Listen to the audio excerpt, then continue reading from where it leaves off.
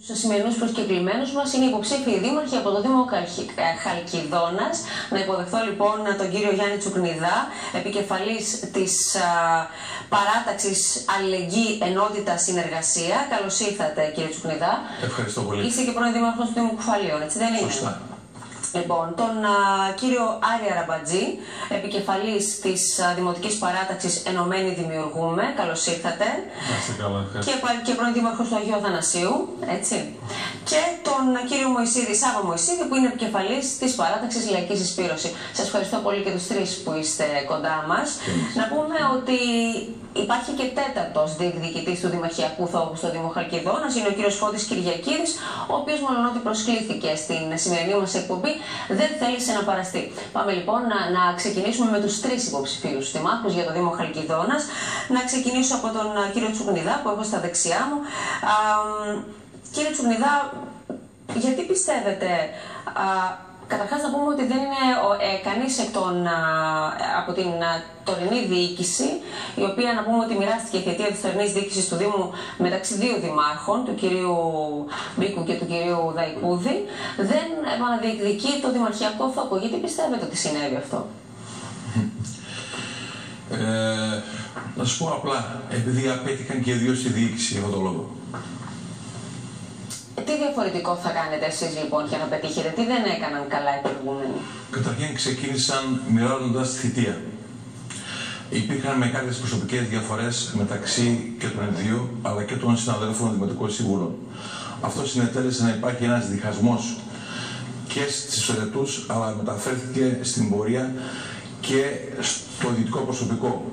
Και είχε σαν αποτέλεσμα τη μη σωστή λειτουργία του Δήμου Χαλκιδόνας. Πιστεύω ότι εάν υπήρχαν θετικά αποτελέσματα και ο κ. Δαϊκούδης και ο κ. Μπίκος θα συνέχιζε την πορεία του στην αυτοδιοίκηση. Κατά το δικό σας προεκλογικό πρόβλημα, ποια είναι τα βασικά θέματα, ζητήματα στον Δήμο σας, τα οποία θα προτάξετε? Να σας πω, είναι δυστυχώς η συγκυρία την οποία ζούμε πολύ αρνητική. Αρχίζουμε πρώτα από την οικονομική κατάσταση, από την ανεργία που αντιμετωπίζουν βέβαια όλοι οι Έλληνες, αλλά και οι δημότες μας δεν ξεφεύγουν από αυτό. Αυτό το οποίο έχω σαν στόχο να κάνω είναι αναδιοργάνωση των υπηρεσιών του Δήμου. Θεωρώ πολύ σημαντικό να γίνει από την αρχή η αναδιοργάνωση, η ανακατανομή του έργου, γιατί έτσι μόνο μπορεί ο πολίτης να έχει καλύτερες υπηρεσίες και να λειτουργήσει ο Δήμος καλύτερα. Σε ποιους τομείς θα δουν οι δημότες σας θετικά αποτελέσματα εφόσον κάνετε κάτι τέτοιο? Η παροχή υπηρεσίας είναι πολύ σημαντικό. Καταρχήν έχουμε αντιμετωπίσει σοβαρά προβλήματα στην καθαριότητα. Έχει μείνει ο Δήμος ολόκληρος πολλές ημέρες με τα σκουπίδια. Και αυτό ήταν θέμα οργάνωσης των υπηρεσιών του Δήμου. Η εξυπηρέτηση των πολιτών. Με τον τρόπο που οργανώθηκε το σύστημα αυτά τα 4,5 χρόνια ήταν κατά την άποψή μου αρνητικό και δεν μπόρεσαν οι πολίτες να έχουν ένα καλύτερο αποτέλεσμα. Βέβαια, συνετέλεσε σε έναν βαθμό και η οικονομική συγκυρία. Αλλά όταν δεν υπάρχουν πόροι, χρειάζεται καλύτερη οργάνωση του υπάρχοντος προσωπικού, χρειάζεται να λειτουργήσει στο μέγιστο βαθμό και η αιρετή και το προσωπικό για να έχουμε την καλύτερη αντιμετώπιση προς τους πολίτες. Κύριε Αραμπατζή, χωρίς χρήματα μπορείτε να κάνετε πράγματα? Εφόσον αναλάβετε δήμαρχος λοιπόν, διότι το είπε και ο κύριος Τσουκνιδάς και έτσι είναι, οι πόροι προς την τοπική αυτοδιοίκηση είναι πολύ περιορισμένοι. Καταρχήν έτσι να ευχηθώ στους συναδέλφους καλή επιτυχία, να έχουμε ένα καλό κλίμα προεκλογικό, πολιτισμένο. Νομίζω ότι τα προβλήματα είναι γνωστά σε όλους μας, είμαστε παλιοί και έμπειροι, τα γνωρίζουμε, απλά ο καθένας το βλέπει από διαφορετική οπτική γωνία και πιστεύω ότι θα προσπαθήσουμε όλοι μας για το καλύτερο. Το χωρίς χρήματα είναι γνωστό σε όλη την Ελλάδα, έτσι, σε όλους τους Δήμους, όχι μόνο στο δικό μας, ότι η αυριανή ημέρα, όποιος και να είναι δήμαρχος, επικεφαλής του Δήμου Χαλκιδόνος, θα είχε σοβαρό πρόβλημα οικονομικό. Δηλαδή, εγώ επειδή ήμουν στη διοίκηση σαν επικεφαλής της αντιπολίτευσης, βλέπω ότι τα πράγματα είναι πολύ δύσκολα οικονομικά, φτάσαν σε σημείο να μην μπορούν να κινηθούν τα μηχανήματα, η λήψη καυσίμων, να μην μπορεί να υπάρχουν στα σχολιά πετρέλαιο κτλ. είναι δύσκολα τα πράγματα, γι' αυτό θα πρέπει να γίνει εξ αρχής ένας σχεδιασμός, να προσπαθήσουμε με τα υπάρχοντα, έτσι, γιατί είναι γνωστό ότι και οι χρηματοδοτήσεις, έτσι, από την πολιτεία έχουν μειωθεί κατά πολύ.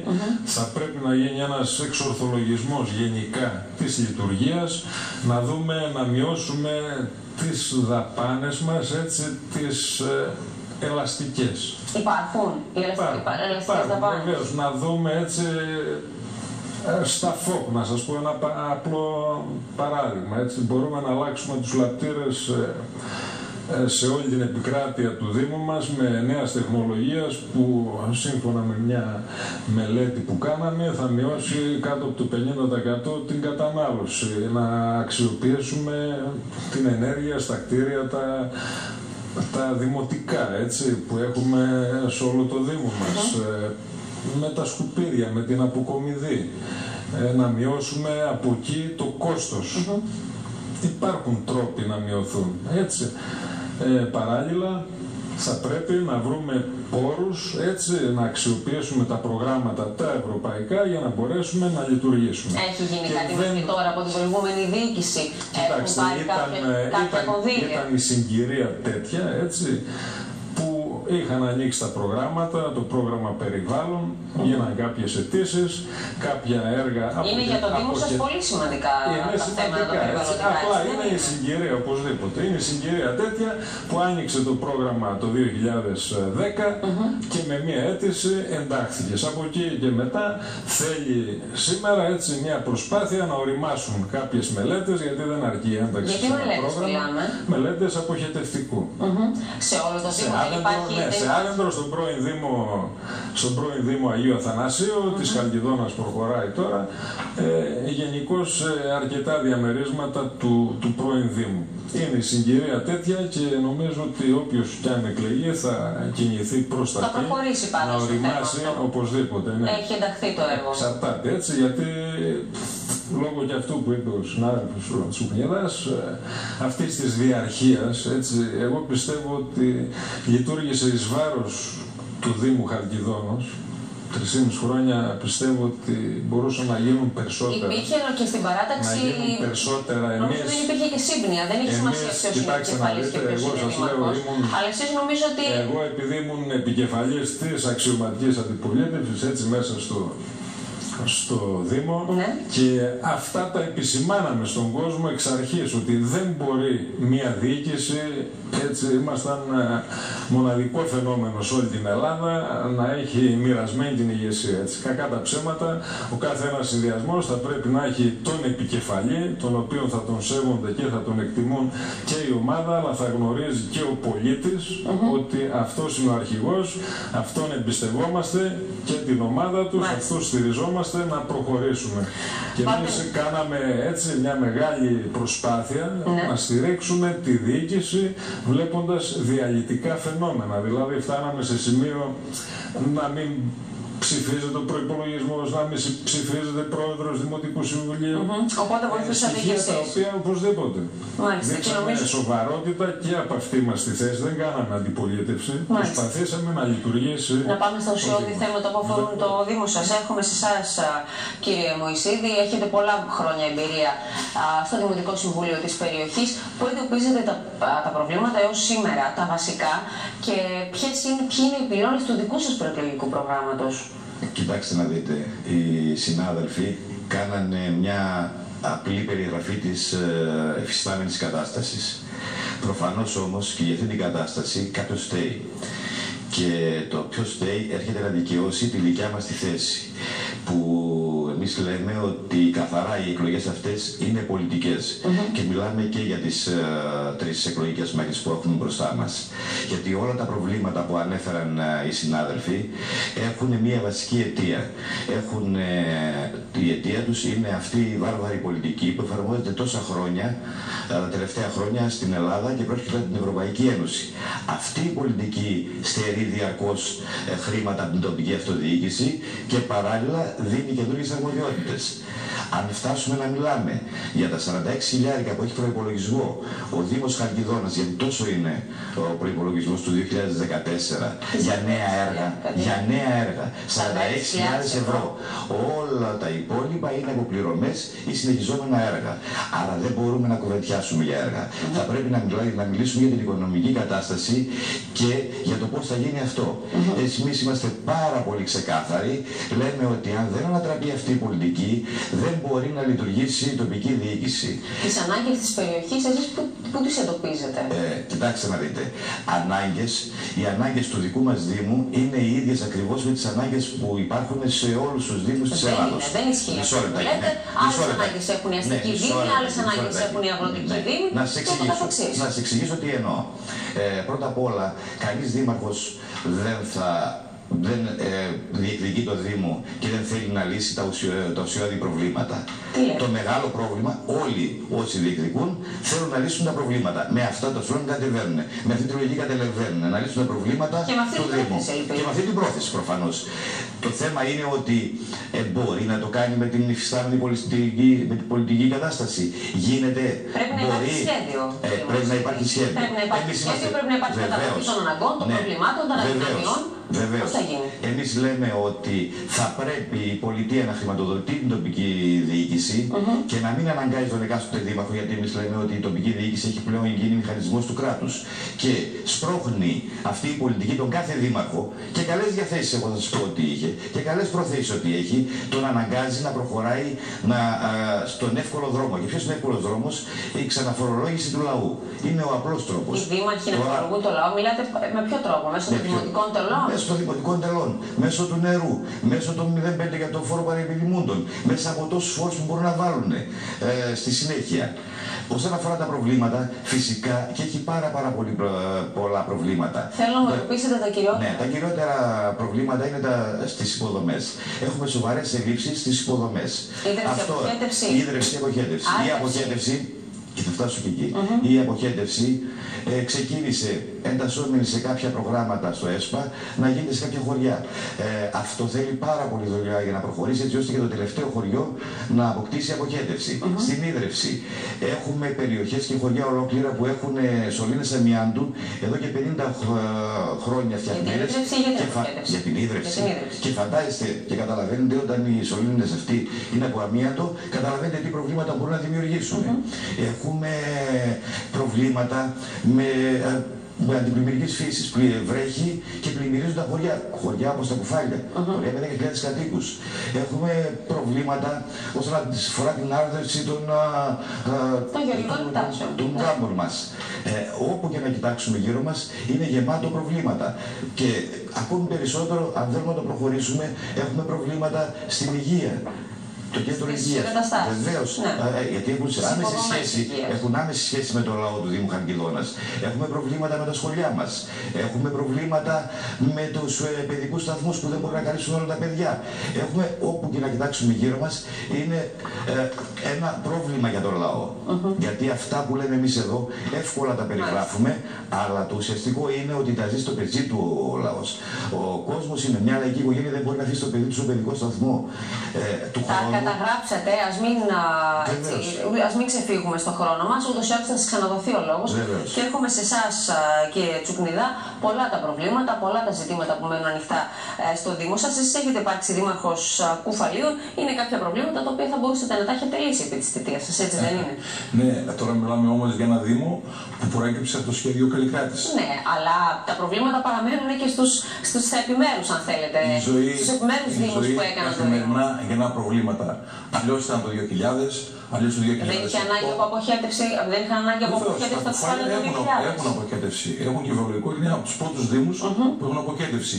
Ήδη εγώ επί της θητείας μου έχω κάνει και βιολογικό στον Ακροπόταμο. Υπάρχουν μελέτες έτοιμες, οι οποίες με μία επικαιροποίηση μπορούν να μπουν στο τέταρτο κουπουσούι στο ΕΣΠΑ και να γίνει αποχέτευση και στα χωριά του Δήμου Κουφαλίων. Αυτό το πρόβλημα υπάρχει και στο Δήμο Χαλκιδόνας, πρώην Δήμο Χαλκιδόνας και στον πρώην Δήμο Αγίου Αθανασίου. Βέβαια, όταν όλοι μας μπούμε σε μια τέτοια διαδικασία και προεκλογικά, μπορεί να λέγονται και μεγάλες κουβέντες. Η πράξη όμως, η καθημερινότητα είναι διαφορετική. Οι πόροι, καλός ή κακός, δεν μπορούν να αυθούν πλέον από τον εθνικό προπολογισμό. Εκτός από το ΕΣΠΑ που υπάρχει και εθνική χρηματοδότηση. Όποιος διεκδικεί παίρνει από το ΕΣΠΑ. Γι' αυτό σας είπα ότι το πρώτο μέλημα είναι η αναδιοργάνωση των υπηρεσιών.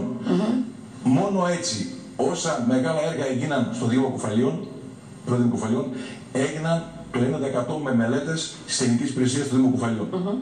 Άρα, οι υπηρεσίες είναι αυτές οι οποίες θα προτάξουν συνεργασία με το Δημοτικό Συμβούλιο, τα απαραίτητα, θα κάνουν τις μελέτες όσες δεν υπάρχουν και όσες υπάρχουν θα πρέπει να γίνει επικαιροποίηση για να μπορέσουμε να ενταχθούμε. Ο στόχος είναι να μην χαθεί ούτε ένα ευρώ από τα ευρωπαϊκά προγράμματα. Υπάρχει τέτοια δυνατότητα, έχετε κάποιο σχέδιο, εσείς τι θα διεκδικήσετε? Βεβαίως. Τι θα διεκδικήσω? Να σας πω ότι πολλά από τα έργα τα οποία έχουν γίνει στο Δήμο Κουφαλίων ήταν ενταγμένα όλα σε προγράμματα στο τρίτο Κουπουσού και στα τότε προγράμματα ευρωπαϊκά. Ήδη είχε ξεκινήσει μία μονάδα για δημιουργίας πέλετ. Υπάρχουν, όπως ξέρετε, οι καλαμιές, είτε από το ρύζι. Η μονάδα δημιουργίας πέλετ θα ανήκει στο Δήμο, δημοτική, τι εννοείται? Ναι, ήταν να γίνει σε συνεργασία με ιδιωτικά κεφάλαια. Ναι. Η οποία τι θα έδινε στην περιοχή? Να σου πω τι θα έδινε. Καταρχήν, κάθε φθινόπωρο, επί 1,5 μήνα, όλη η Θεσσαλονίκη και όλη η περιοχή δεν μπορεί να πνεύσει από τον καύσιμο των οριζόντων. Όχι η Θεσσαλονίκη, η δική σας περιοχή. Όταν ο αέρας αλλάξει ροή, φέρνει τον καπνό μέσα στη Θεσσαλονίκη. Αυτό μπορεί να προσφέρει θέσεις εργασίας. Από 5 έως 10 ανάλογα με τη μονάδα. Μπορεί να προσφέρει ζεστό νερό στα κτίρια τα δημοτικά. Έτσι ήταν η μελέτη. Και να προσφέρει και φθηνή βιομάζα, φθηνή ύλη στον κόσμο. Κυρίως σήμερα τα προγράμματα που υπάρχουν θα πρέπει να δούμε το περιβάλλον. Τα προβλήματα που υπάρχουν. Τα έργα αποκέντρωσης και ίδρυυσης, να σας πω, θα πρέπει να προχωρήσουν. Ήδη αυτά τα οποία έχουν δρομολογηθεί, θα πρέπει να κοιτάξουμε και νέα διοίκηση να τα δρομολογήσει με ταχύτερο ρυθμό, γιατί έχει ανάγκη ο Δήμος από τέτοια θέματα. Ένα άλλο θέμα είναι ότι θα πρέπει να δούμε και την ανάπτυξη. Δηλαδή? Θα πρέπει να δούμε τους ευρωπαϊκούς πόρους, να δούμε και προγράμματα που να δημιουργήσουν πραγματική ανάπτυξη. Δυστυχώς, στη χώρα μας έχουν χαθεί πολλά. Ποιο θα μπορεί να είναι ένα τέτοιο πρόγραμμα? Να μάθετε δηλαδή, να καταλάβετε τι ακριβώς είναι. Βεβαίως. Στη χώρα μας μέχρι σήμερα, τα τελευταία 15 χρόνια, χάθηκαν πολλοί πόροι που θα μπορούσαν να πάνε στην πραγματική ανάπτυξη και δυστυχώς σπαταλίστηκαν. Τι μπορεί να γίνει? Σε ένα διαμέρισμα του Δήμου μας, ήδη αρχίζει η καλλιέργεια αρωματικών φυτών. Εκεί εναλλακτικές καλλιέργειες. Βεβαίως. Μπορεί να δώσει στους νέους ανθρώπους θέσεις εργασίας και έχουμε σκοπό να δημιουργήσουμε μαζί με κάποια ιδιωτική εταιρεία που προωθεί τα αρωματικά φυτά, να δημιουργήσουμε και ένα κέντρο ενημέρωσης και προώθησης αυτών των καλλιεργειών. Δεύτερον, η περιοχή μας, γιατί μια αγροτική περιοχή έχει διαφορετικά προβλήματα από μια αστική περιοχή. Όπως είναι και πολύ πιο κοστοβόρα μια περιοχή της υπαίθρου. Γιατί υπάρχουν η αγροτική οδοποιία, το αγροτικό δίκτυο, η άρδευση, δεν είναι μόνο η ίδρυυση, η ίδρυυση στις πόλεις είναι σε άλλη εταιρεία. Η ασφάλεια του νερού, η εξασφάλιση πολύ σημαντικά. του υδροφόρου ορίζοντα. Η περιοχή μας, πέρα από αυτό, είναι μια περιοχή η οποία παράγει το ρύζι, το βαμβάκι, τα μπέλια που είναι σε πολλές περιοχές του Δήμου μας και τα κυπευτικά. Μέχρι τώρα δεν έχουν γίνει κάποιες σημαντικές ενέργειες, ενώ υπήρχαν προγράμματα που να κάνουν και μεταποίηση και συστηματική προώθηση των προϊόντων, όχι μόνο στην Ελλάδα και στο εξωτερικό. Μέχρι σήμερα δεν έχει γίνει τίποτα απολύτως. Έχουμε σκοπό και στόχο να δημιουργήσουμε με ειδικό γεωπόνο στο γραφείο, στο Δήμο, γραφείο που να βοηθήσει πλέον τους νέους και να τους προωθήσει προς τις αγροτικές ασχολίες. Υπάρχει αυτός ο υπάλληλος ή θα τον διορίσετε? Στο Δήμο υπάρχουν γεωπόνοι, αλλά πέρα από αυτό μπορεί να είναι και ειδικός συνεργάτης, αν δεν υπάρχει η διαδικασία πρόσληψης, που να είναι εξειδικευμένος στα θέματα και να προωθήσει και να ενημερώσει τους νέους. Οι νέοι φεύγουν από την περιοχή σας ή μένουν? Θέλετε να τους φέρετε πίσω? Η περιοχή μας, ο Δήμος μας είναι μοιαστικός. Για να φύγει κάποιος που να έρθει στη Θεσσαλονίκη ή να πάει στην Αθήνα, θα πρέπει να βρει καλύτερες συνθήκες. Έχουμε μικρό ποσοστό το οποίο φεύγει, γιατί οι εργασίες είναι κοντά στην περιοχή μας. Έχουμε το Άρα μπορεί να εργάζονται σε άλλες περιοχές, αλλά να μένουν εκεί. Υπάρχει ένα ΒΙΠΑ στην περιοχή της Γέφυρας και ένα ΒΙΠΑ στην περιοχή των Κουφαλίων. Τα οποία βέβαια με αυτή την κρίση δεν μπορούν να δραστηριοποιηθούν. Ελπίζουμε ότι με την αλλαγή της κατάστασης τα δύο αυτά ΒΙΠΑ θα είναι πόλοι ανάπτυξης στις περιοχές. Έρχομαι σε εσάς, κυρία Αραμπατζή. Μιλήσαμε για τους βασικούς πυλώνες του δικού σας προγράμματος, οι οποίοι επίσης αφορούν στην ανάπτυξη της περιοχής, την οποία όμως εσείς με ποιο τρόπο θα την πετύχετε? Κοιτάξτε, ανάπτυξη, όπως είπατε προηγουμένως, είναι μια μεγάλη κουβέντα. Το ακούμε και σε κεντρικό πολιτικό επίπεδο, αλλά και σε τοπικό. Όλοι μιλούμε ανάπτυξη και πιστεύω ότι όλοι, ο καθένας από την πλευρά του θα κάνει προσπάθεια προς αυτήν την κατεύθυνση. Ο Δήμος μας έχει πολλά θετικά, τα οποία θα πρέπει να τα αξιοποιήσουμε. Είμαστε το μαξιλάρι της Θεσσαλονίκης, του αστικού ιστού. Έχουμε οδικά δίκτυα κεντρικά τα οποία τον διασχίζουν, έτσι, έχουμε σιδηροδρομικά. Αυτά λοιπόν τα θετικά στοιχεία τα οποία έχει ο Δήμος μας θα πρέπει να τα αξιοποιήσουμε. Όχι, αλλά ακούγεται βεβαίως. Κάναμε και για προαστιακό. Για παράδειγμα, για προαστιακό σιδηρόδρομο. Από την εποχή που ήμουν δήμαρχος, έτσι, γίναν μελέτες, συμμετείχαμε στις προτάσεις. Όταν θα έρθουν χρήματα, έτσι, τώρα με την αξιοποίηση του σιδηροδρόμου και του λιμανιού, πιστεύουμε ότι ο Δήμος μας όλα αυτά θα διέρχονται από εκεί. Ένα θετικό λοιπόν είναι αυτό. Και το δεύτερο, να δώσουμε κίνητρα σε αυτά τα οποία στις περιοχές, τις οργανωμένες, τις βιομηχανικές που υπάρχουν εκεί, αλλά και σε άλλες περιοχές που έχουν χαρακτηριστεί σαν βιοτεχνικές ή ζώνες logistic, αποθηκευτικές, να αξιοποιηθούν όταν θα έρθει η ανάπτυξη, έτσι, η ανάκαμψη της οικονομίας, για την οποία βλέπουμε κάποια θετικά στοιχεία ότι τα επόμενα χρόνια θα είναι τελείως διαφορετικά. Η κρίση φαίνεται μεν ότι θα περάσει σιγά σιγά, δεν μπορεί να πάει άλλο, έτσι, ο κόσμος έχει στραγγαλιστεί. Να αξιοποιήσουμε λοιπόν την τοποθεσία, να αξιοποιήσουμε το ποτάμι τον Αξιό, που είναι πηγή πλούτου για την περιοχή μας και τουριστικά. Πώς μπορεί να γίνει αυτό? Έχει κάποια σημεία, έτσι, υψής του κάλους, θα έλεγα, στο φράγμα, τα οποία είναι ψηλά, βλέπεις μέσα το νησί των Κουφαλίων με τα άλογα, το πράσινο. Υπάρχει μια έκταση, εμείς είχαμε κάνει μια προσπάθεια, ήταν στο Δήμο το δικό μου, από την ανατολική πλευρά, να δημιουργηθεί ένας χώρος εκεί. Μιλούσαμε να φτιάξουμε ένα βοτανικό πάρκο με κάποιους καθηγητάς. Υπάρχουν στοιχεία τα οποία θα βοηθήσουν τουριστικά την περιοχή, έτσι. Τον Αξιό μπορούμε να αξιοποιήσουμε την ανατολική προσαγωγό. Είχαμε κάνει τότε προσπάθειες, δεν βρέθηκε χρηματοδότηση. Όλα αυτά λέτε τώρα για να φτιάξουμε, για να γίνει κάποιο υδροηλεκτρικό έργο, το οποίο θα είναι στα συν του Δήμου, των οικονομικών, να αξιοποιήσουμε την αιωλική ενέργεια. Υπάρχουν σημεία όπου μπορούν να γίνουν έρευνες και μελέτες, να αξιοποιήσουμε και αυτό το κομμάτι. Το νερό του Αξιού προσπαθούμε, είμαστε σε επαφή, να αρδεύσουμε τα υψώματα, τα οποία είναι μια τεράστια περιοχή. Δεν είναι δύσκολη, εμείς είμαστε στην κατεύθυνση. Μην νομίζετε ότι έχει πολύ κόστος. Εμείς είχαμε κάνει στην Αγίαλο, έτσι, ένα έργο επιθυμίας μου αρδευτικό, το οποίο τόνωσε την αμπελουργία σε μέγιστο βαθμό. Έτσι. Η παραγωγή τους πενταπλασιάστηκε με ένα έργο το οποίο χρηματοδοτήθηκε βέβαια από ευρωπαϊκά προγράμματα.